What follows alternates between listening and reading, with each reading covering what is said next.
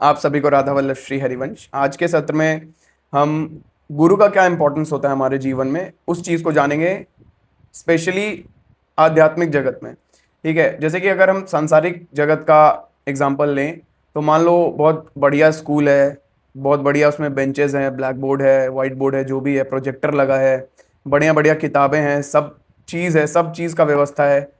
लेकिन अगर टीचर बढ़िया ना हो तो क्या ही मतलब महत्व रह जाएगा ये सब चीज़ों का, क्योंकि आपको वो चीज़ बढ़िया से जो ज्ञान है वो जो ट्रांसफर होना था वही अच्छे से ट्रांसफर नहीं हो पाएगा, क्योंकि टीचर बढ़िया नहीं है।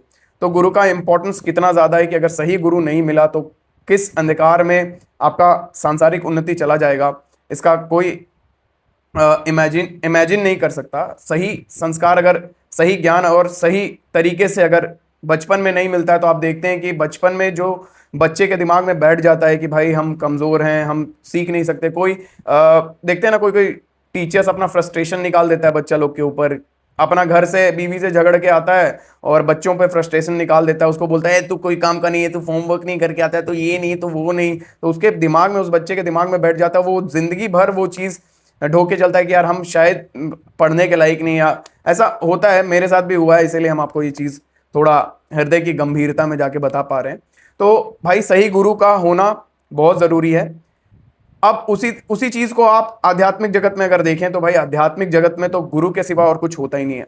देखो, सांसारिक जगत में जो टीचर्स होते हैं स्कूल में, वो लोग हृदय से नहीं जुड़ा होता, उनका हृदय बच्चों के हृदय से नहीं जुड़ा होता। कुछ लोग ऐसे भाग्यशाली हैं जो ऐसे करुणा में टीचर, उसको सांसारिक टीचर भी मिल गया तो खैर उसका तो लॉटरी लग गया है। लेकिन बहुत सारे टीचर्स, मैक्सिमम तो उनको कुछ चाहिए, उनका ये क्या रहता है, उनका जो लक्ष्य रहता है वो पैसा रहता है। मैक्सिमम आजकल का टीचर का लक्ष्य क्या रहता है भाई, माल रोकड़ा। ठीक है, लेकिन जो आध्यात्मिक जगत में जो हमारे गुरु होते हैं ना भाई, वो सांसारिक गुरु से उनका कंपैरिजन हो नहीं सकता, क्योंकि आध्यात्मिक जगत के गुरु शरीर का उनका भान नहीं मिटा हुआ रहता है ना, वो शरीर में रह के ही पढ़ा रहा है, वो शरीर का पालन पोषण करने के लिए आपको पढ़ा रहा है। ठीक है, लेकिन जो आध्यात्मिक जगत के गुरु होते हैं ना, वो शरीर भाव में नहीं रहते, वो दिव्य रहते हैं। ठीक है, वो शरीर की चेतना से होके आपको नहीं बता रहे, या आपसे कुछ स्वार्थ सिद्धि कराने के लिए उनका कोई धन या मान प्रतिष्ठा पाना, ये ऐसा कोई लक्ष्य नहीं रहता। तो वो विशुद्ध भाव कहा गया है, हमारे गुरुजन कहे हैं, या भगवान भी बोलते हैं, भगवान भी कहते हैं कि मोह से अधिक संत करी लेखा, मतलब मेरे से भी करुणा में, मेरे से भी ज्यादा तुम्हारे काम की चीज, तुम्हारे काम के वस्तु गुरु ही हैं। ठीक है, और गुरु जो होते हैं वो हम उन पे समर्पित क्या होंगे, वो ही हम में समर्पित हो जाते कि इस जीव का उद्धार तो हम किसी भी तरह हम करके रहेंगे, भले मेरे प्रयास से ना हो तो मेरे संकल्प से इस जीव का कल्याण तो होके ही रहेगा। और कल्याण होना मतलब क्या, मतलब जीव को संसार के गंदगी से उठा के, संसार के कचड़े से उठा के भगवान में लगा देना, यही सबसे बड़ी बात है। क्योंकि अनंत काल से जो जीव इस माया के प्रपंच में दुख झेल रहा है, जो कि उसको लग भी नहीं रहा है कि वो दुख झेल रहा है, बस जब दुख आता है तभी उसको पता लगता है कि यार हम बहुत दुखी हैं, लेकिन फिर उसको कहीं से सुख का लॉलीपॉप चटा दिया जाता है, तब फिर वो अपने दुख को भूल जाता है कि हम दुख में भी थे। तो ये सुख दुख का थपेड़े में इस सुख दुख का जो थपेड़ा हमको अनंत काल से लग रहा है, इससे हमेशा के लिए जो आध्यात्मिक गुरु होते हैं हमारे, जो, और भाई देखो, और भी हम आपको क्या बताएं भाई, देखो गुरु को ढूंढने हम लोग को नहीं निकलना है ना, जिनको गुरु ढूंढ, एक बात हमको अपने दिमाग में डाल लेने की है कि भाई देखो, गुरु हमको ढूंढते हैं, हम गुरु को नहीं ढूंढते। इतनी हमारी औकात नहीं कि हम गुरु को ढूंढ लें, इतनी हमारी बुद्धि में प्रवीणता नहीं कि हम गुरु की पहचान कर लें। हाँ, अपना दिमाग से सोचने समझने का ट्राई करो, उनको एनालाइज करने का ट्राई करो, लेकिन होता तो ये भगवान की और गुरु की कृपा से ही, गुरु ही हमको ढूंढते हैं। जब हमारा हृदय उस स्टेट को पहुंचता है कि अब हम गुरु को धारण कर सकते हैं, तो भगवान कृपा करके गुरु को हमारे जीवन में भेज देते हैं। तो ठीक है, तो गुरु का क्या इंपॉर्टेंस है और गुरु क्या करते हैं, आज के सत्र में हम वही जानेंगे। तो गुरुवाणी को अवलंब बना के बिना किसी देरी के आज की चर्चा शुरू करते हैं। ठीक है, तो गुरुदेव कहते हैं कि चंचल मन को वश में करने के लिए संसार के तमाम साधन विफल हो सकते हैं, किंतु गुरु की दृष्टि वह अमोघ अंकुश है जिसके सामने मन की सारी चपलता शांत हो जाती है। देखो भाई, कहने का मतलब है कि मन ही मिलावे राम से, मन ही करे फजीत। अनंत काल से हमको दुख भोगवाने वाला, अनंत काल से इस संसार कूप में हमको फंसाने वाला सिर्फ और सिर्फ ये मन ही है।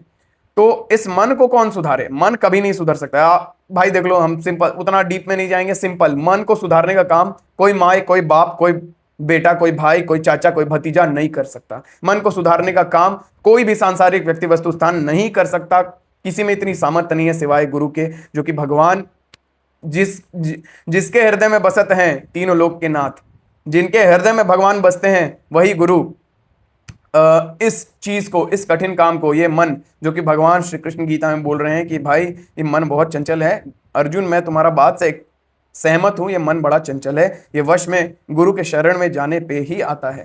ठीक है, तो गुरु मन की चंचलता को शांत करने वाले एकमात्र साधन है। ठीक है, एक साधक के लिए जीवन की सबसे बड़ी उपलब्धि कोई सांसारिक पद या प्रतिष्ठा नहीं, बल्कि अपने गुरु के मुखमंडल पर एक हल्की सी मुस्कान देखना है। गुरु की प्रसन्नता ही शिष्य की सफलता का एकमात्र पैमाना है। देखो भाई, जो गुरु में समर्पित हो गया ना, जो जिसके जीवन का ये लक्ष्य हो गया कि भाई गुरु की प्रसन्नता ही मेरी प्रसन्नता है, गुरु को हम थोड़ा भी कष्ट में नहीं देख सकते, गुरु को हम थोड़ा भी मुश्किल में नहीं देख सकते, गुरु को थोड़ा भी हम परेशान नहीं देख सकते, और गुरु परेशान भी हमारे लिए ही होते हैं। उनको क्या मतलब है संसार से, उनको तो बस हमारा कल्याण हो जाए, जो भी उनके शरणागत जीव है या जो नहीं भी है सबका कल्याण हो जाए, ऐसा गुरु का हृदय होता है, इतना बड़ा उनका हृदय होता है। तो वो तो हमारे लिए ही चिंतित होते हैं, तो ये चिंता भी हम उनको ना दें। उनके मुखमंडल पे किसी भी तरह का शिकन अगर कोई सच्चा साधक देख ले तो उसका हृदय मतलब थर्राह उठता है। ठीक है, तो ये ऐसा समर्पण हम लोग का होना चाहिए, लेकिन ऐसा होता नहीं है। ऐसा हम लोग जैसे कुटिल मक्कार लोगों के हृदय में ऐसा समर्पण भगवान के प्रति होता नहीं है। ऐसा हो, इसके लिए भगवान से हमको प्रार्थना करनी चाहिए। इसके लिए हमको भगवान सच्चे हृदय से अपने गुरुजन की, माता पिता की, संसार की, समाज का सेवा हमको करना चाहिए, जिससे हृदय शुद्ध होगा, जिससे ये भावना गुरु के प्रति भी दृढ़ होगी कि प्रभु, और होगा भी ये सब गुरु की कृपा से ही। हम लोग 50 संकल्प बना लेते हैं, हम लोग तो 50 रूटीन भी बना लेते हैं, क्या फॉलो कर पाते हैं? तो सब हो रहा है गुरु और भगवान की कृपा से ही। अगर कोई मनुष्य एक बार राम कृष्ण हरि बोल पा रहा है, जो मनुष्य गुरु के कहे पे एक कदम भी चल पा रहा है या गुरु के पास जा पा रहा है, तो वो सिर्फ और सिर्फ गुरु की ही कृपा है, हमारा इसमें कोई बल नहीं है। ये बात मान लो, लिख लो, जो करना है करो, नहीं मानना है अपना नुकसान करोगे, मान लोगे अपना उद्धार करोगे। ठीक है, आगे बढ़ते हैं। जब गुरु मुस्कुराते हैं तो शिष्य का अंतःकरण दिव्यता से भर जाता है, और जब गुरु की दृष्टि तिरछी या वक्र होती है तो शिष्य का पूरा अस्तित्व थरथरा उठता है। यही वह पवित्र अंकुश है जो साधक को पतन के मार्ग से बचाकर निरंतर सचेत रखता है। मतलब गुरु का करुणामय प्रेम और गुरु का शासन, दोनों, गुरु को जब जो चीज देना है वो, मतलब एक घड़े को घड़ाकार कैसे बनाता है, घड़ाकार उस घड़े को कैसे, पहले उसको गीली मिट्टी को पहले कूटता है, उसमें से सारे मोटे मोटे कणों को निकाल देता है, उसके बाद उस क्ले से उस पॉट को तैयार करता है, उसके बाद उसको पकने के लिए उसको ठोकता है, ठाकता है, जो भी करता है, कभी ठोकता, अंदर से हाथ दे के ऊपर से ठोकता है। मतलब जहां प्रेम देने का जरूरत है वहां प्रेम देता है, जहां ठुकाई पिटाई करने का जरूरत है, जहां तपाने का जरूरत है वहां तपाता भी है। तो गुरु भी जस्ट लाइक ऐसे ही हमारे साथ करते हैं। ठीक है, और ऐसा करते हैं भाई, एग्जाम्पल देके हम, देखो चीजें तो हम छोटी छोटी, ऐसा हम कोई चीज आपको नहीं बता रहे जो चीज आपको पता नहीं है, लेकिन इस चीज को छोटा मत मानो भाई, ये बहुत बड़ा चीज है ना, अपना उद्धार हो जा रहा है।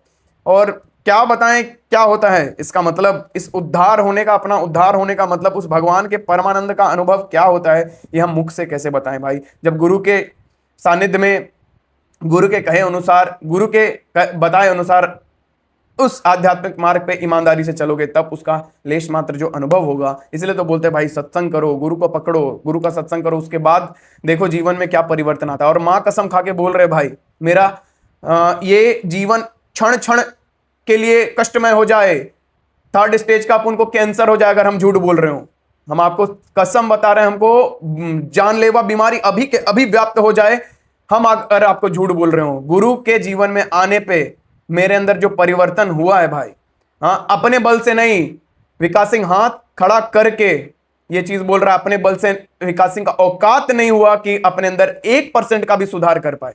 सुधार किया गिरा, लेकिन गुरु की कृपा जब हुई तो मजा में भर गया ये आनंद। तो गुरु का सानिध्य पालो, क्या संपत्ति वो देते हैं ना, इसका हम बोल के आपको उस चीज का अनुभव नहीं करवा सकते। इसीलिए नाम जप करो, नित्य सत्संग करो। ठीक है, आगे बढ़ते हैं। अहंकार का उपचार गुरुदेव भगवान कैसे करते हैं? अहंकार का उपचार करते हैं अपमान का इंजेक्शन देके। कैसे? अहंकार का पोषण सदैव सम्मान और सामाजिक प्रतिष्ठा से होता है। अहंकार का सम्मान कैसे होता है? अहंकार हमारा कब बढ़ता है? अरे भाई 4 तल्ला मकान ठोक लिए, 4 गो आदमी आके बोला अरे आपका घर क्या मस्त बहुत सुंदर बना है, अंदर अंदर फूला वाह बहुत बड़ा काम कर दिया हम तो, तेरी एकदम चकाचक महल बना दिया हम तो, वो तेरी गर्दा BMW लगा दिए दूगो। अरे भाई तो लोगों के कहने से, मतलब लोग जो मान प्रतिष्ठा देता है ना, उसी के कारण अहंकार जो बढ़ता है, और इस अहंकार को लेकर हम भगवान के आध्यात्मिक क्षेत्र में उन्नति नहीं हो सकती। इसीलिए अहंकार का मर्दन करने के लिए गुरुदेव हमको अपमान का इंजेक्शन देते हैं। हमने समाज में जो मान सम्मान संचित किया है वही हमारे मैं को पुष्ट करता है। गुरु वही मैं मतलब अहंकार, इसी मैं तत्व, ये मैं गया तो बस भगवत साक्षात्कार हो गया, तब भगवान से आप मिल गए। तभी भगवान से मिलेंगे जब अहंकार छोड़ोगे। यही अहंकार, ये अज्ञान के कारण अहंकार आता है, अज्ञान मिटेगा, अहंकार खत्म होगा और भगवत साक्षात्कार हो जाएगा। वो वैसे तो वो कृपा करेंगे तो ही गुरुदेव आएंगे और ये काम होगा, बिना हरि की कृपा के नहीं हो सकता। उनमें कोई बंधन नहीं है कि तुम अहंकार मिटा लिए तो भगवान दर्शन दे ही देंगे, नहीं भाई, वो सब सर्वकाल स्वतंत्र है ना, उन पे कोई बंधन नहीं है। लेकिन देखते हैं कि अभिलाषा, वो उत्कट अभिलाषा जब तक हृदय में नहीं होगी ना भगवान को पाने की, जैसे कि मछली को पानी से निकाल के बाहर कर दो तो कैसे मछली पानी में जाने के लिए छटपटाता है, वैसा छटपटाहट भगवान को देखने का, भगवान को पाने का नहीं होगा तो भगवान नहीं मिलते। ठीक है, तो ये जब तक अहंकार मिटता नहीं है तब तक हम भगवान की ओर नहीं जाते और ये उत्सुकता पैदा नहीं होता। ठीक है, इसीलिए अहंकार मिटाना बहुत जरूरी है। गुरु जो एक निपुण चिकित्सक हैं, जानते हैं कि इस गहरे रोग को जड़ से मिटाने के लिए अपमान का इंजेक्शन अनिवार्य है। गुरु अक्सर शिष्य को सबके बीच डांटते या अपमानित करते हैं। इसके पीछे का आध्यात्मिक विज्ञान यह है कि चूंकि अहंकार समाज और सम्मान से उपजा है। अहंकार कब उपजता है? मान लो आपके इर्द गिर्द आप लखपति हो और आपके इर्द गिर्द सब लखपति है तो आपको अहंकार नहीं आएगा। लेकिन आप मान लो लखपति हो और सब 2000 4000 रेडी मजदूरी करने वाला के बीच में आप लखपति हैं तो आपको लगेगा हम तो लखपति है बॉस, देखो सब कम कमाता, मैं ज्यादा कमाता, मैं करोड़पति, लखपति ने मैं करोड़पति। तो ये अभिमान को गुरुदेव तोड़ते हैं। ठीक है, इसके पीछे का आध्यात्मिक विज्ञान क्या है? चूंकि अहंकार समाज और सम्मान से उपजा है इसलिए उसकी औषधि भी सार्वजनिक रूप से दी जानी चाहिए। मतलब क्या औषधि? अपमान का इंजेक्शन भी सार्वजनिक मिलता है गुरु के यहाँ, नहीं तो कौन सच बोलता है भाई? यहाँ तो सब चाटने के पीछे लगा हुआ है। कोई करोड़पति लखपति हो जाए ना तो सब अरे आपका तो मतलब अंदर अंदर बोल रहा है अरे चूतिया साला 4 पैसा कमा लिया तो बहुत बड़ा अपने आप को हीरो बन रहा है, लेकिन बोल क्या रहे हैं? अरे नहीं नहीं नहीं, आप जो बोल रहे हैं वही सही है भाई, आप जो बोलिएगा वो आप टट्टी भी करिएगा वो भी मैं ख्याल लेगा। ऐसा ऐसा है समाज भाई, है ना। आपसे स्वार्थ सिद्ध कराना है तो वो आपका टट्टी भी खाने को तैयार है। ठीक है, वही तो करता है ना आजकल। क्या करता है आदमी? और आजकल नहीं, हमेशा संसार का यही नियम है भाई। यहां पे सब एक दूसरे का चाट रहा है ना। कोई किसी को सच नहीं बोल सकता। सच तो भाई, सच का थपेड़ा तो भाई गुरु ही देता है। बस ये बात समझ लो। ठीक है, आगे बढ़ते हैं। अब गुरु का जो शासन हमको इतना कठोर लगता है लेकिन उसके पीछे करुणा का अगाध समुद्र को हम देख नहीं पाते। गुरु का बाहरी व्यवहार कभी कभी अत्यंत कठोर और अनुशासन प्रिय लगता है, किंतु उस कठोरता के आवरण में भीतर करुणा की अविरल धारा प्रवाहित होती है। इसे एक सर्जन के रूपक में समझा जा सकता है। एक सर्जन, डॉक्टर जो होते हैं ना, जो सर्जन होते हैं जो काट पीट चीर छाड़ करते हैं, वो जिस प्रकार एक सर्जन गहरे घाव को ठीक करने के लिए अत्यंत पैनी चाकू का उपयोग कर चीरा लगाता है, वह पीड़ा देने के लिए नहीं बल्कि रुग्णता को समाप्त करने के लिए होता है। गुरु का अनुशासनिक प्रहार शिष्य के दोषों को काट छांट कर उसे निर्मल बनाने की एक प्रक्रिया है। वह करुणा की साक्षात मूर्ति होते हैं। गुरुदेव करुणा की साक्षात मूर्ति होते हैं। अगर वो डांट रहे हैं, पीट रहे हैं, पीट भी दिए ना तो भाई तुम्हारा उसमें उद्धार ही है, उसमें तुम्हारा कल्याण ही है। जो शिष्य मन और बुद्धि के पक्ष में न खड़े होकर उसके परम जो शिष्य के मन और बुद्धि के पक्ष में न खड़े होकर उसके परम कल्याण के पक्ष में खड़े होते हैं। गुरु प्रेम और करुणा की साक्षात मूर्ति हैं। वो तुम्हारे मनचाहा बात नहीं करेंगे, वो तुम्हारा मनचाहा आचरण नहीं करने देंगे तुमको। वो तुमको हर चीज से, जो चीज तुम्हारा मन को चाहिए, जो चीज जिसके कारण तुमको मन अनंत काल से संसार में फंसाए हुए, वो सब चीज से तुमको दूर कर देंगे। तुम्हारे सामने तुमको डांट मिलेगा, तुम्हारे सामने सार्वजनिक तौर पर तुम्हारा मर्दन किया जाएगा तुम्हारे अहंकार का। वो सिर्फ और सिर्फ तुमको तुम्हारा कल्याण हो जाए, बस इसमें इसी करुणा भाव का आविर्भूत होता है। उनके डांट में इसी करुणा भाव को वो मैनिफेस्ट करते हैं कि ये किसी भी तरह इसका कल्याण हो जाए, क्योंकि अगर कपड़ा बहुत ज्यादा गंदा है ना तो उसको बहुत ज्यादा मार कुटाई करके धोना पड़ता है, उसमें ज्यादा सर्फ एक्सेल लगता है, ठीक है ना। इसीलिए चलो, सर्फ एक्सेल हमको स्पॉन्सर नहीं किया है, हम सर्फ एक्सेल का एकदम खिलाफ है भाई, काहे कि बहुत महंगा देता है, उसे सस्ता वाला लगाना चाहिए, सस्ता वाला वही व्हील वूल। आगे बढ़ते हैं, जोक सपाट। गुरु का महत्व। गुरु का प्रेम एक माता माता के निस्वार्थ वात्सल्य से भी गहरा होता है। देखो, माता का प्रेम जो कि संसार में सबसे बड़ा प्रेम कहा गया है कि सबसे निश्चल निष्कपट प्रेम माता का ही होता है, उससे भी बड़ा प्रेम क्यों कहा गया? क्योंकि माता भगवत प्राप्ति नहीं करवा सकती, गुरु भगवत प्राप्ति करवाते हैं। माता कर्म बंधन का चक्कर नहीं कटवा सकती, उल्टे फंसा ही देगी, लेकिन गुरु कर्म बंधन काट के उस परम आनंद का अनुभव करा देने वाला है। इसीलिए गुरु का प्रेम माता का प्रेम से अनंत गुना ज्यादा बड़ा है। किसी को इस चीज में डाउट है तो वो मेरे से फोन से बात कर लेना, नंबर नहीं देंगे। जिस प्रकार एक छोटा बच्चा कीचड़ में लथपथ होने के बावजूद नहाना नहीं चाहता और रोता चिल्लाता है, किंतु मां उसे बलपूर्वक पकड़ कर नहलाती है ताकि वह स्वच्छ हो सके, ठीक उसी प्रकार गुरु भी शिष्य को उसकी अनिच्छा के बावजूद खींचकर परमानंद की ओर ले जाते हैं। शिष्य अपनी अज्ञानता और पुरानी आदतों के कारण उस शुद्धिकरण से भागना चाहता है, लेकिन गुरु जानते हैं कि इस कड़वे अनुभव के बिना राम रतन धन जैसी अनमोल निधि प्राप्त नहीं हो सकती। यह गुरु का ही सामर्थ्य है कि वे शिष्य को उसकी इच्छा के विरुद्ध भी शुद्ध कर उसे भक्ति के रंग में रंग देते हैं। नहीं तो यहां तो सब अपना इच्छा का ही बात करता है भाई, है। आप एक बार करोड़पति हो जाइए ना, उसके बाद देखिए ना, कोई आपका प्रतिकूल बातें नहीं करेगा, कोई नहीं, घर का लोग भी नहीं, बीवी भी नहीं भाई, बीवी बच्चा भी नहीं, नहीं मेरा बाप बहुत पावरफुल है भाई, करोड़पति है, एक महीना में 1 करोड़ कमाला, समझ गया। अगर उसको वो रुष्ट हो जाएगा तो भाई कमाना बंद कर देगा, या छोड़ छाड़ के भाग गया तो फिर दिक्कत हो जाएगा। ऐसा स्वार्थ है भाई दुनिया वाला का, है ना, सबका, माता पिता बीवी बंधु भाई सबका। जो भगवत मार्ग में चल रहा है, जो गुरु हैं, बस वही ये सब गंदे स्वार्थ से दूर हैं। वो तो सिर्फ उस पारमार्थिक भगवान के स्वार्थ को, भगवान के उस आनंद को दिलाने का है, बस ये स्वार्थ है कि इस जीव का किसी भी तरह कल्याण हो जाए। गुरु का तो ऐसा स्वार्थ होता है, बताओ उनका क्या है स्वार्थ? वो स्वार्थ कहना शब्द, ये स्वार्थ शब्द निगेटिव है, कहना निगेटिव जैसा सुनने में आता, मतलब वो इतना क्या बोले भाई। अब तो हम आपको कंपैरिजन बता दिए कि मां का प्रेम से भी निश्चल प्रेम होता है गुरु का, ठीक है। भक्ति की पराकाष्ठा वह है जहां शिष्य को न तो लोक की चिंता रहती है, न परलोक की, न स्वर्ग का जाने का सुख होता है, न नर्क जाने का दुख होता है, ठीक है। उसका एकमात्र और सबसे गहरा भय होता है कि कहीं उसके किसी आचरण से गुरु की भ्रुकुटी टेढ़ी ना हो जाए, मतलब भ्रुकुटी मतलब भौं टेढ़ी ना हो जाए, मतलब गुरु गुस्सा ना जाए। यह भय किसी आतंक या दमन से उत्पन्न नहीं होता, बल्कि यह अगाध प्रेम और श्रद्धा की कोमलता से उपजता है। जैसे हम देखते हैं ना कि कोई हमको बहुत ज्यादा प्रेम करता है तो उसका हमको चिंता होने लगता है कि मान लो कोई निश्चल निष्कपट भाव से कोई दोस्त भी अगर आपको प्रेम कर रहा है तो वो दोस्त रुष्ट ना हो जाए, दोस्त दुखी ना हो जाए, इसका आपको चिंता होने लगता है। उसी तरह शिष्य को भी गुरु का चिंता होना चाहिए। शिष्य का संपूर्ण जीवन इसी व्याकुलता में व्यतीत होता है कि गुरु की दृष्टि सदैव मृदु बनी रहे। उनकी टेढ़ी नजर का भय उसे अहंकार के सूक्ष्म जालों से बचाए रखता है और यही समर्पण उसे ईश्वर के अत्यंत निकट ले जाता है। गुरु ही हरि तक की यात्रा को संपन्न कराने वाले हैं, और कोई नहीं भाई, अपने बल से नहीं होता, ये सब चीज मान लो।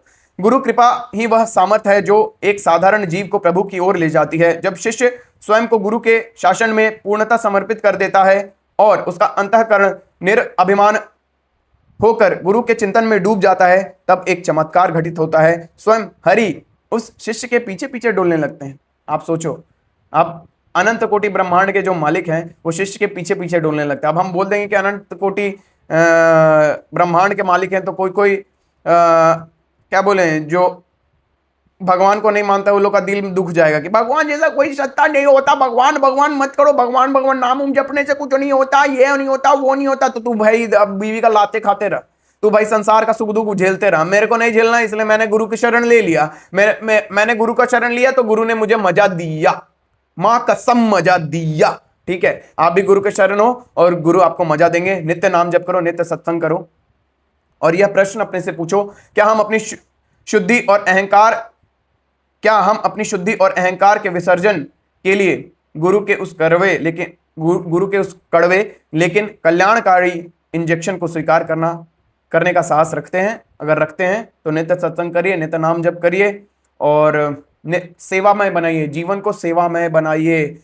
सेवा नाम जप और सत्संग, ये 3 चीज करना हम लोग को बहुत अनिवार्य है। सेवा मतलब आपको सेवा करने के लिए कहीं बाहर जाने का जरूरत नहीं है। सेवा मतलब अपने माता पिता का जो भी जिम्मेदारी आपको, आप स्टूडेंट हो, भगवान की सेवा मान के पढ़ाई करो, भगवान की सेवा मान के कि भाई देखो भगवान ने मेरे को इस पोजीशन पे डाला कि हम स्टूडेंट, नहीं तो देखो ना आपकी उम्र के बहुत सारे बच्चे हैं जो पढ़ नहीं पाते, आपको भगवान ने प्रारब्ध अनुसार उस प्रारब्ध को सेट किया ना, भगवान का कैलकुलेटर ने उस प्रारब्ध को सेट किया कि आपको इस घर में जन्म मिलेगा, आपके घर वाले ने, आपके घर वाले के हृदय में ये प्रेरणा होगी, वो आपको स्कूल में डालेंगे, तो ये सब प्रारब्ध वशात हो रहा है, तो भगवान के कृपा से ही होता है ये सब चीज, भगवान के निर्धारण के अनुसार ही हो रहा है ना। तो आप इस चीज को भगवान का ही सेवा मान के करो तो वो सेवा बन जाएगी। उसके लिए कुछ मत चाहो कि भाई हम पढ़ रहे हैं तो हमको टॉपे करना है, हम पढ़ रहे हैं तो टॉप नहीं होंगे तो क्या होगा। हाँ, आप श्रद्धा पूर्वक सेवा मान के करोगे तो ईमानदारी करोगे, ईमानदारी करोगे तो टॉप तो करोगे ही ना। तो क्यों फल की इच्छा करते हो? फल की इच्छा त्यागे बिना और फल सुखदाई होगा कि दुखदाई होगा ये सब विचार किए बिना अपने कर्तव्य कर्म का पालन करो, माता पिता का सेवा करो, सुबह उठो, भगवान का अर्चन वंदन भी करो और अपने माता पिता को सम्मान दो, उनको उनके कहे अनुसार चलो। और कहे अनुसार चलने का मतलब ये नहीं कि भगवान से विमुख होने के लिए बोले तो विमुख हो जाओ, नहीं नहीं, ऐसे माँ बाप का बात मत मानो। माँ बाप को वहां समझाओ कि देखो भाई जो भी धन है आप मेरे को भगवत प्राप्ति तो नहीं करवा सकते ना, भगवत प्राप्ति तो गुरु ही कराएंगे, तो गुरु की बात मानो, माता पिता का सेवा करो, गाली भी देते हैं तो हम सुन लो, लेकिन भगवान से दूर करने का अगर माता पिता उपदेश करते हैं तो ऐसे माता पिता तो क्या बोले, नर्कगामी है। नर्क मतलब क्या बोले, अपने बच्चे को भी नर्क में डालने वाले। और आजकल ऐसे माता पिता देखने को मिलते हैं जिनको भगवत भजन से, भगवत नाम जप से, भगवत संकीर्तन से, भगवत सत्संग से कोई मतलब नहीं रहता, बस झूठों का फकैती करना, झूठों का दिखावा करना, अपने ना भगवत भजन के बारे में जाने हैं, सत्संग का क्या महत्व है, भगवत प्राप्ति क्या चीज होती है, ये सब कुछ माँ बाप को नहीं पता, तो क्या ही बच्चे को बता पाएंगे। इसीलिए भाई कलयुग का बहुत महाप्रताप है कि इंटरनेट के थ्रू आप घर बैठे सत्संग का मजा ले सकते हो, सत्संग का आनंद ले सकते हो। इसलिए भाई दबा के सत्संग करो, जितना हो सके उतना करो, अपने कर्तव्य कर्म का भगवान की सेवा मान के पालन करो, नित्य सत्संग करो, नित्य नाम जप करो और जीवन को सेवा में बनाओ। बार बार इसीलिए बोल रहे हैं कि आपके दिमाग में बैठ जाए, आपके मन में बैठ जाए, ठीक है। अगले वीडियो में मिलेंगे। आप सभी को राधा वल्लभ श्री हरिवंश। जय जय श्री राधे। बंद हो जा भाई, बंद हो जा, बंद हो जा, बंद हो जा।